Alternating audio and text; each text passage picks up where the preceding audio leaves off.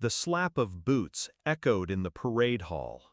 The smell of brass polish and sweat clung to the air. He stood there, her father, the general, jaw locked, voice booming. "You're a traitor." His hands were on my collar before the words finished vibrating in the rafters.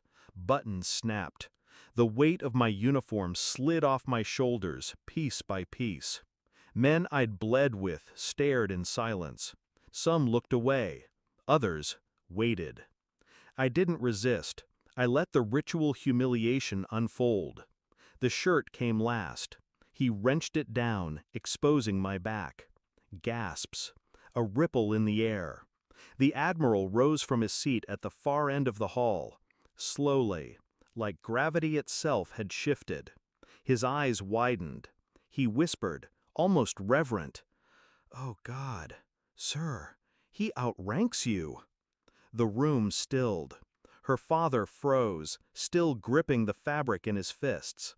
And I just stood there, bare-backed, letting the silence choke them. It started months earlier. A shift in her eyes when she looked at me. The smile that stopped reaching both corners of her mouth. She spoke to her father more than to me. Sometimes I'd come home to find them in the kitchen, her head bowed as he spoke low, like giving orders. She called it family guidance. I called it something else. Then the assignments started changing. Reassigned postings.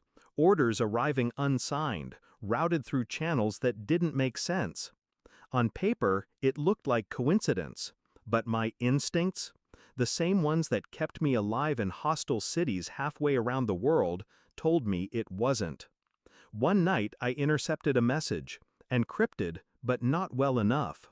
Her father's name, my name, a word I hadn't heard in years, compromised. No accusations yet, no confrontation, just a cold, tightening coil in my gut. I didn't tell her I knew. I smiled, kissed her forehead in the mornings. Watched her flinch just enough for me to notice. My investigation had to be silent. I traced orders back to their origin, found they'd been altered, bypassing standard command. Someone wanted me in places where my presence would draw suspicion. Her father was moving pieces, and she was helping him. Dinner conversations grew shorter, her phone always face down. I dug deeper, not just military channels, personal ones, financial records, meetings logged under innocuous names, a hidden account under her maiden name. The pieces fell together like rounds chambering. They weren't just trying to strip me of rank, they were building a file, false, but detailed enough to destroy me. I thought of confronting her, but I remembered her father's stare, the way he once told me, "Loyalty is proven under pressure." So I waited. I let them think they were closing the trap.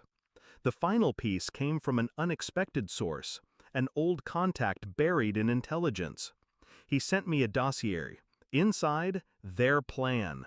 Every altered order, every falsified report, every whispered meeting logged and timestamped. Her father had even prepared a public statement for the tribunal.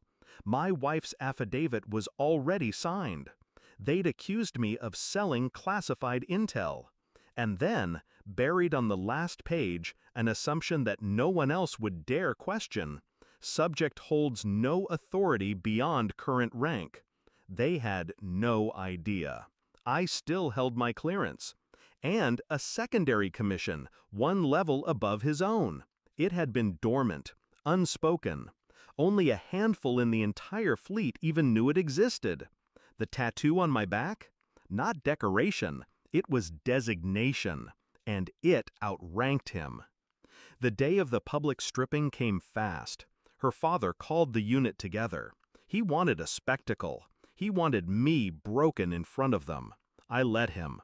Every insult, every accusation, every ripped seam in my uniform, until the shirt fell. The ink on my back caught the light. Black lines, sharp and deliberate, rank in a way only the highest could read. The Admiral's reaction was everything I'd envisioned. Fear first, Then recognition. "Sir, he outranks you." It was louder this time. The whole hall heard. Her father's hands dropped. Not because he wanted to, because he realized he was now the one standing on trial.